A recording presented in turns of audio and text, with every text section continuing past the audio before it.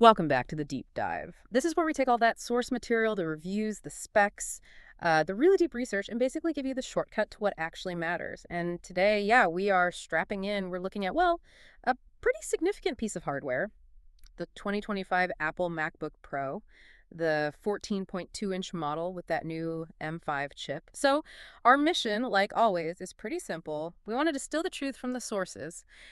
Is this thing a genuine game changer for, say, a professional creative? Or is it maybe just a very pricey incremental step up? The sources seem to be hinting it's more than just speed this time. It feels like a bit of a paradigm shift.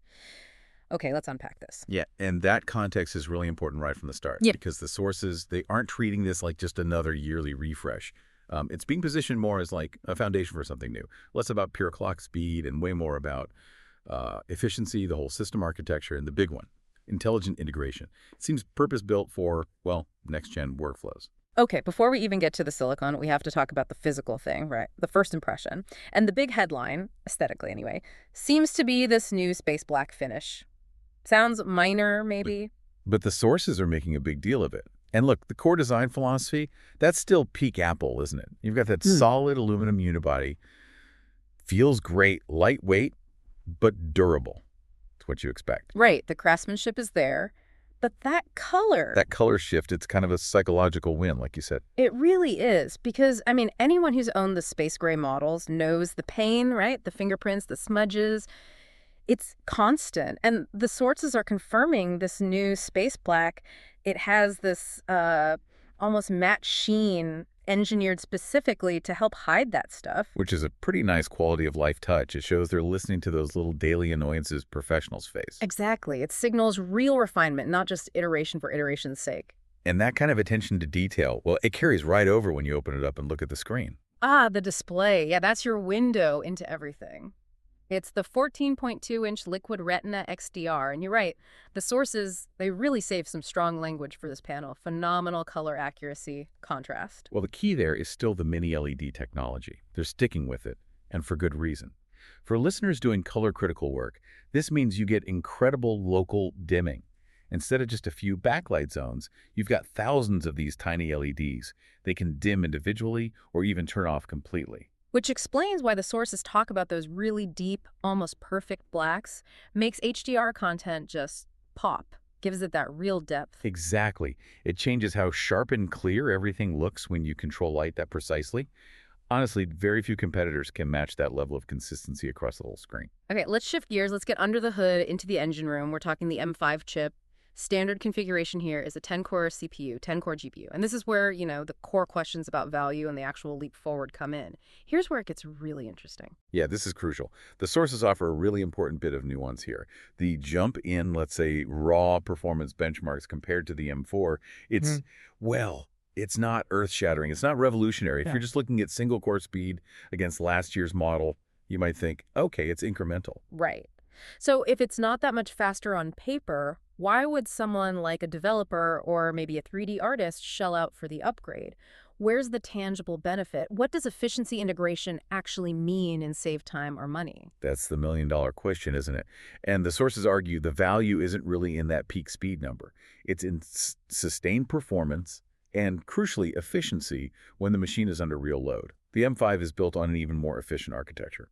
So what that means practically is if you're running a long compile job, maybe 3 hours, or a complex 8K video render, that performance level stays really flat. It doesn't tend to throttle or slow down the way other laptops or even older MacBooks might start to after a while. Ah, okay. So it's less about being slightly faster for 5 minutes and more about being reliably fast for 5 hours. Precisely. And that ties straight into thermal management. The sources kept mentioning that the laptop barely breaks a sweat. Which isn't just about comfort on your lap. No, exactly. It's an efficiency feature, too. If the chip runs cooler, it can maintain those higher clock speeds for longer. That prevents those really frustrating slowdowns right when you're in the middle of something important. It means more predictable finish times for your work. Makes sense. And backing up that M5 engine, we've got the memory setup. The base model comes with 16 GB of unified memory. And unified memory is still, one of Apple's Silicon's biggest advantages. It's not like traditional RAM where the CPU and GPU have their own separate pools of memory they have to copy data between. Unified memory is more like the central reservoir that everything CPU, GPU, neural engine can access instantly. Think of it like one big, fast highway for all the data instead of separate roads with toll booths in between. Right, which probably explains why multitasking feels so smooth. The source kept saying juggling heavy apps like Final Cut, Logic Pro, Photoshop all at once. Hmm. It's just silky, no stuttering like you sometimes get elsewhere, even on powerful machines. Mm-hmm. And of course, you've got that super fast storage. The sources confirm that 1 TB SSD is blisteringly quick. Essential for big media projects. Absolutely non-negotiable for that kind of work. Yeah. But the real architectural shift, the reason this M5 feels like a new chapter, it's actually beyond just the CPU and GPU improvements. Okay, and that leads us right into what feels like the main event of this deep dive, the whole intelligence factor. This seems to be where Apple's placing its bets for the future, and maybe where the M5 really earns its keep. Right. We need to define a term here, Apple Intelligence. This is Apple's big push into, well, personal intelligence, generative AI features, that kind of thing. And crucially, what the sources hammer home is that the M5 chip was basically built from the ground up, specifically to run these features on the device. Oh. Locally, privately. Yeah. And the key piece of hardware enabling that is a significantly upgraded neural engine inside the M5. We've had neural engines before, obviously, but what's different this time? It's just exponentially faster, more capable. It's designed specifically to handle the heavy lifting required by modern large language models and diffusion models for image generation, stuff like that. Now, if we connect this to the bigger picture, the benefit for you, the user, is pretty huge. Tasks that used to mean sending your data off to some cloud server, which brings up privacy worries and adds delay, those can now happen entirely on your machine. Which kills the latency, that wait time. And for pros, latency is time, and time is money, right? Exactly. That shift means you get basically immediate speed plus guaranteed privacy. Imagine generating a summary of a dense 50-page report, or maybe editing photos just by typing what you want. The sources say this stuff happens almost instantly, no waiting for a server. Yeah. That immediate feedback completely changes how you interact with the machine. It makes AI feel less like the separate thing you occasionally use and more like a silent partner integrated right into your workflow. The sources gave examples like, instantly adjusting the tone of an email or having generative text pop up right inside pages or mail. It fundamentally alters that trade-off between speed and privacy. With this M5 Pro, you can use powerful AI tools without worrying that your sensitive client data or your own IP is leaving your laptop. It stays local. Okay, let's talk practicalities. The stuff you deal with day to day, especially if you're mobile. Connectivity, battery life, that's always huge for pro laptops. And yeah, because that M5 is so efficient, the sources were really impressed with the battery. The 14-inch model apparently gets through a full day of heavy professional use, not just light browsing, but actual demanding work. Yeah. That kind of endurance is, well, it's essential if you're working on location or away from a power outlet all day. And connectivity, the thing we sometimes call dongle avoidance therapy. Professionals need ports.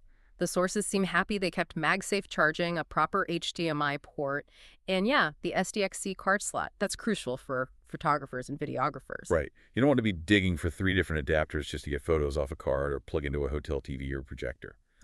Keeping those ports shows Apple understands how people actually work outside a perfect desk setup. Good point.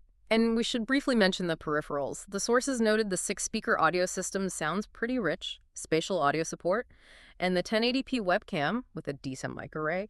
Make sure the whole package feels premium. Yeah, all those pieces add up. Which brings us, inevitably, to the final point, the value. We've described a machine that does a lot of things exceptionally well. Yeah. But it costs a lot. It's definitely not cheap. So for someone listening, maybe thinking about upgrading, how do the sources justify that price tag? If you already have an M3 or maybe even an M4 Pro, is this really worth potentially thousands just for, I don't know, better thermals and that nice black finish? Is it just a status symbol? According to the sources, no, it's not just status. They make a very clear segmentation argument. If your main use is browsing, email streaming, maybe some light office work, then yeah, absolutely, the cost is hard to justify. The MacBook Air is probably perfect for you. But this M5 MacBook Pro, it's specifically engineered for people right at the cutting edge. Think developers running heavy compiles or simulations, architects, video editors dealing with massive 8K files. For those users, the ones who depend on that seamless mix of privacy, really sustain high performance, and critically, that instant on-device AI. For them, the investment makes sense because it smooths out workflow friction, cuts latency, and unlocks those next-gen AI features right now locally. Exactly. It stops being just a very nice laptop and becomes more like an indispensable professional tool that actually improves their output, saves them time. Okay, that brings us to our final summary then. So what does this all mean? Well, the sources pretty much conclude that this M5 MacBook Pro is a really impressive evolution. It takes an already great formula and refines it. You get that superb display, effortless, sustained power, and maybe most importantly, it deeply integrates AI in a way that makes the machine feel fundamentally smarter, not just a little bit faster. So it's kind of setting a new bar for what a professional laptop should be in this emerging age of AI integration. The overall verdict we pulled was that the M5 MacBook Pro is the ultimate creative companion, sleek, silent, and effortlessly capable. That sums it up pretty well. It's a compelling wrap-up. Okay, now for that final provocative thought we like to leave you with. Given how much emphasis the sources place on the M5's strength in on-device AI handling complex stuff like summarizing documents or understanding natural language prompts instantly, privately, locally, how might this ability to process really complex requests with zero latency right on the machine start to shift the market away from services that relied entirely on the cloud? Are we maybe heading into an era where professionals start prioritizing the speed and privacy of local AI so much that relying on the cloud for heavy computational AI tasks starts to look, well, obsolete? Something for you to chew on until our next deep dive.